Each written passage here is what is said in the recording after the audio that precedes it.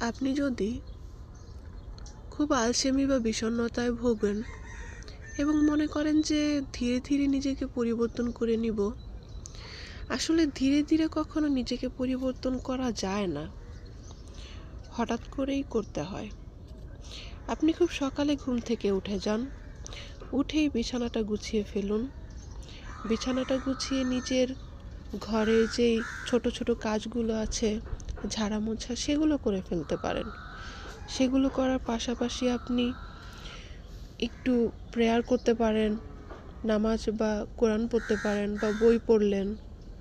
এগুলো শেষে একটু হাঁটতে বেরিয়ে যান এবং এসে দৈনন্দিন যে নাস্তা বা কাজকর্ম আছে সেগুলোতে মন দিন বা বই পড়ুন। এভাবেই পরিবর্তনটা শুরু করে দিন। আসলে পরিবর্তন হঠাৎ করেই সম্ভব হয়, কখনোই ধীরে ধীরে হয় না।